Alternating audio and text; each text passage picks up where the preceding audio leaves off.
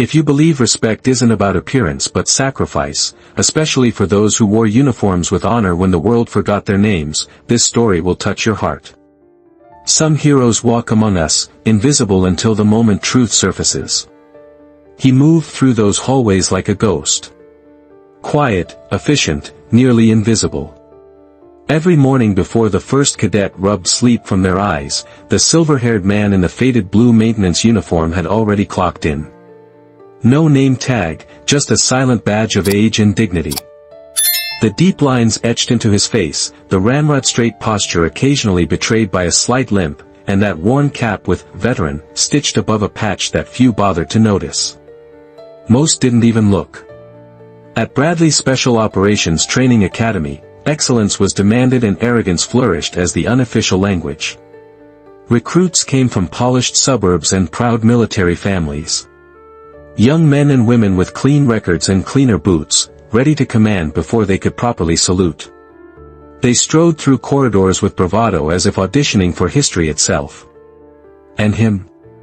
He was just a maintenance man. The man who fixed their broken lockers, replaced light bulbs in lecture halls, and repaired training equipment they'd pushed beyond limits.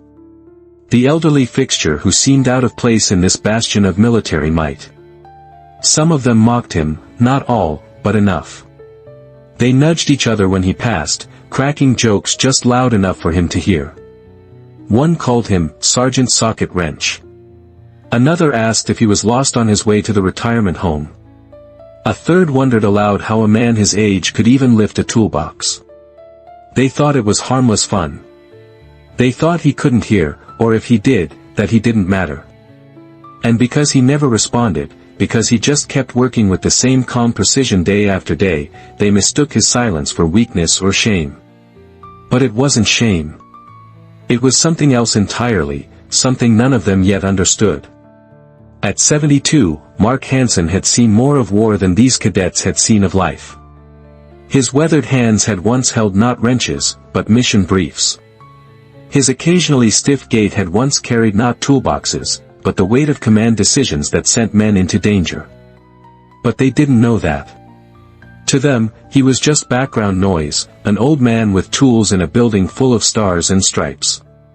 A relic to be tolerated, maybe pitied, certainly not respected. They never saw how his eyes scanned each room with tactical precision, how he memorized faces and voices, how he noticed everything while being noticed by no one. One morning, about a week before the Academy's prestigious annual symposium, things got worse. The training facility buzzed with activity when one of the more arrogant recruits, a second-year cadet named Rex, all swagger and East Coast privilege, deliberately damaged the control panel of a simulation unit as Mark walked by. "Oh no," Rex grinned, loud enough for everyone to hear. "Looks like we've got a technical problem here, old-timer. Think your ancient hands can handle modern equipment?" The way he emphasized old-timer made everyone snicker. A thinly veiled mockery of both his age and perceived lack of expertise. Mark didn't react. He surveyed the damage, nodded slowly, and began to assess the unit. Not a word, not a glance of reproach. The room grew louder after that, confidence inflated by cruelty. Other cadets joined in. One, accidentally, spilled coffee into an electrical outlet. Another disconnected wires from a communications system, claiming it just fell apart.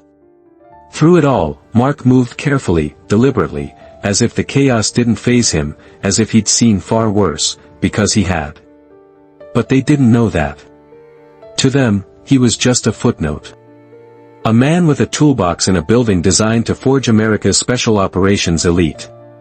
And perhaps that's what stung the most, how easily people forget, how quickly they move on when the cameras stop rolling.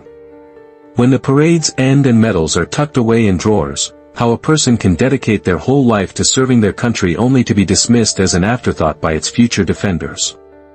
No one ever asked his name. No one wondered why he walked with that slight limp. Or why sometimes his eyes would drift to the far wall where the Academy kept its Hall of Honor, portraits of great leaders who had changed history through courage and sacrifice. Every now and then his gaze would linger on one particular photo in that hallway, a grainy image showing a special operations team extracting hostages from a burning compound. The team leader's face was partially obscured by tactical gear, but his stance radiated authority. Mark would pause there just long enough for his breathing to steady, then move on. That week, the disrespect seemed to intensify, like the whole place was building towards something ugly. Maybe it was the approaching symposium creating tension. Maybe it was nerves. Or maybe it was just how easy it becomes for people to gang up on the quiet ones when nobody in authority is watching. One night, someone left a fake application on his maintenance cart. It was a printout from a prank website, application for senior maintenance commander. Under skills, someone had scribbled advanced plunging and geriatric tool handling. Under special qualifications was written being ancient. Again, no reaction. He simply folded it once, placed it in his pocket, and continued his work. But what they didn't see, what they never imagined, was that Mark Hansen never needed their approval. Because a long time ago, in places none of them had ever been, he'd earned something far more sacred than their shallow applause. He'd earned something they couldn't recognize because they hadn't lived enough life to understand it, the kind of respect that comes not from medals or speeches, but from silence, from sacrifice, and from surviving when others didn't. While they slept, he worked. While they laughed, he remembered. He remembered the names of every soldier under his command who never made it home. He remembered how blood feels, sticky and warm, when you're applying pressure to a teammate's wound while calling in extraction. He remembered commands, battle maps, and lives he'd once held not just under orders, but with honor. The academy, though decorated in tradition, had forgotten its foundation in their drive for excellence. They had left humility behind, and no one, not even instructors, thought to remind them, until the day the commander walked in. But that's another part of the story. For now, all you need to know is this: they called him a maintenance man.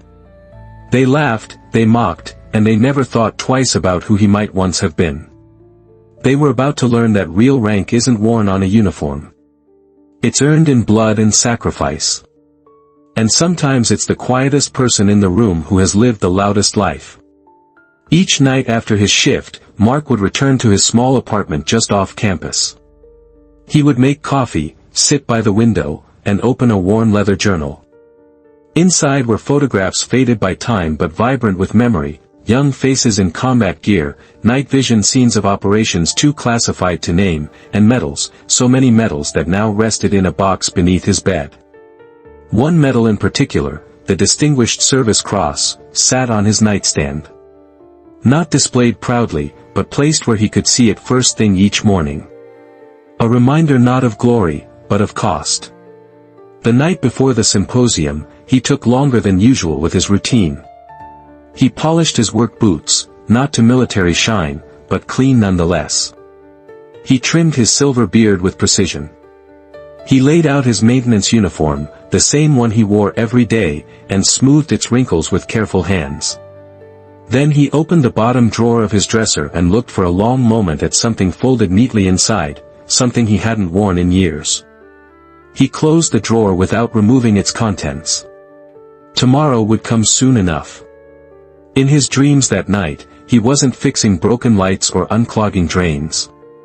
He was moving through darkness with his team, counting breaths, measuring heartbeats, calculating risks with the precision that had once made him legendary in circles so classified most of the world never knew they existed. In his dreams, he was Colonel Mark Hansen, commander of Special Operations Task Force Delta, the man who had led some of the most dangerous rescue missions in modern military history. In his dreams, he was still the man these cadets would have saluted without question, had they known. It was the morning of the symposium, an event circled in red on every cadet's calendar for weeks. Uniforms pressed, boots shined to mirror finish, medals polished to gleaming perfection. The Academy's Grand Assembly Hall, usually reserved for formal ceremonies and visiting dignitaries, buzzed with nervous energy. This was no ordinary event.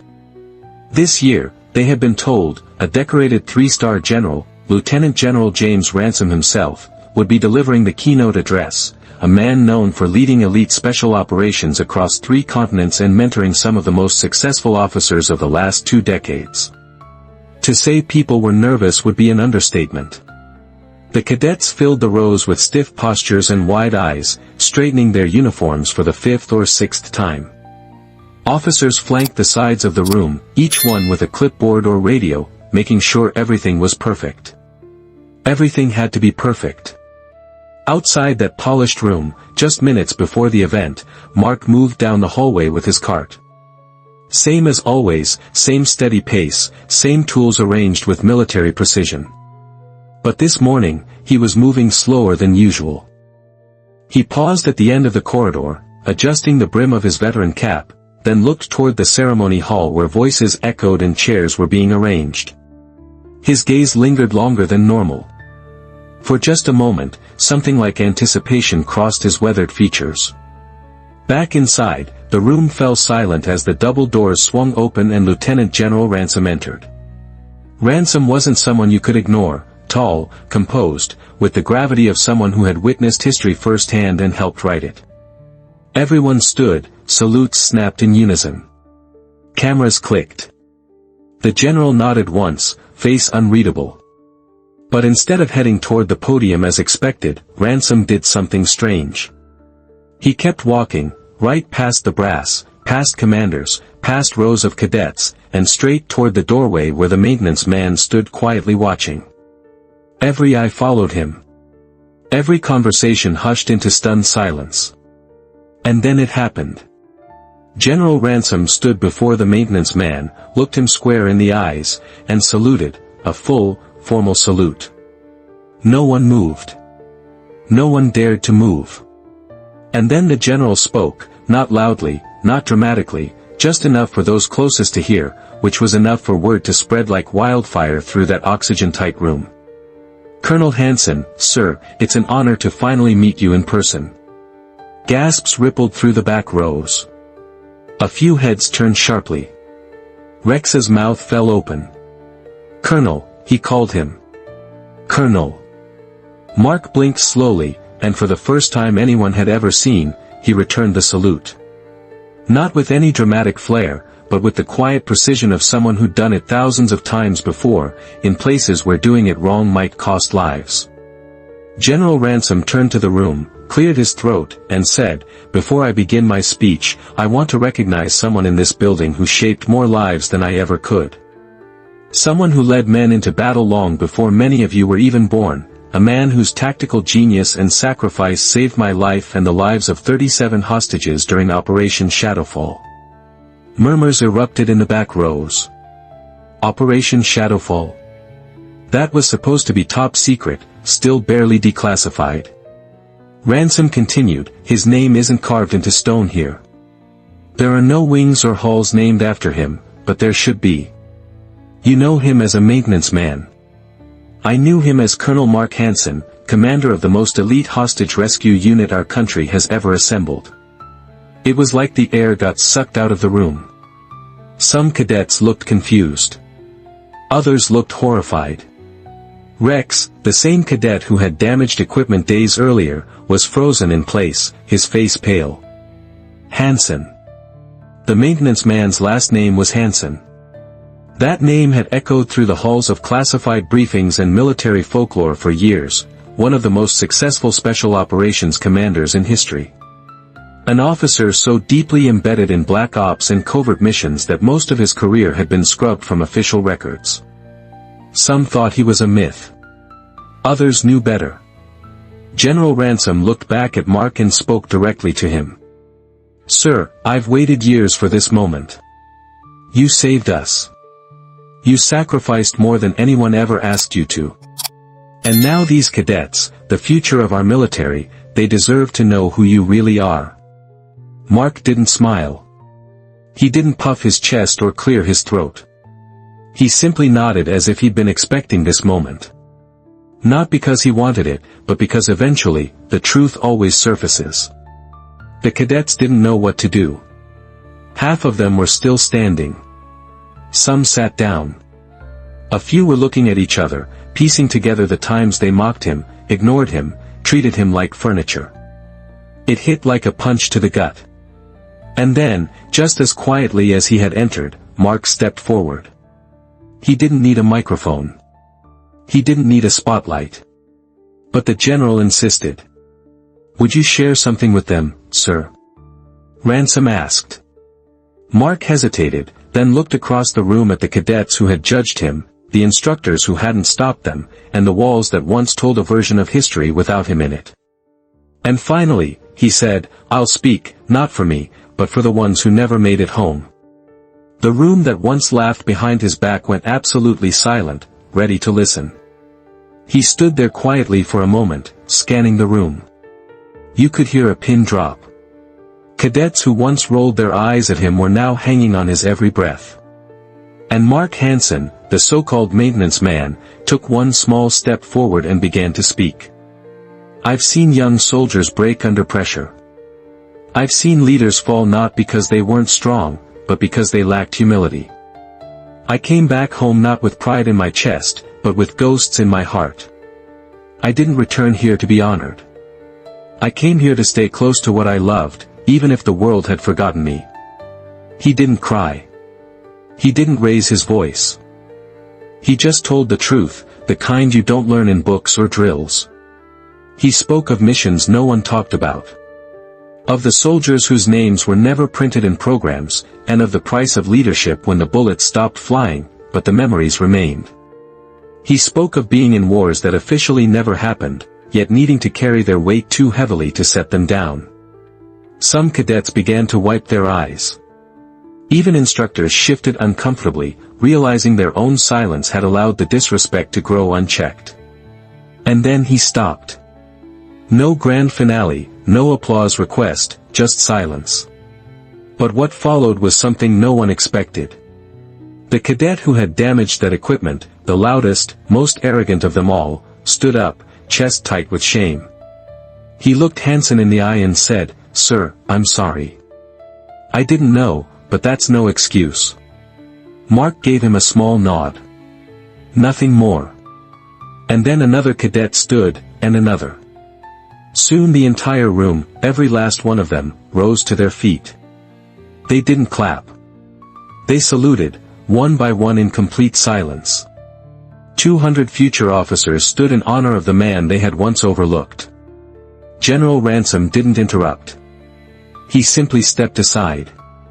And in that moment, Mark Hansen, quiet, humble, forgotten, wasn't disrespected. He was remembered. He returned their salute with perfect form, his back straightening to reveal the posture of command that had always been there, hidden beneath his maintenance uniform. For just a moment, they all saw him as he once was, not a maintenance man, but a leader who had once carried the weight of life and death decisions. He turned without another word, walked slowly back down the corridor, and disappeared around the corner with his old toolbox as if nothing had ever happened. Respect isn't about a title. It's not a uniform.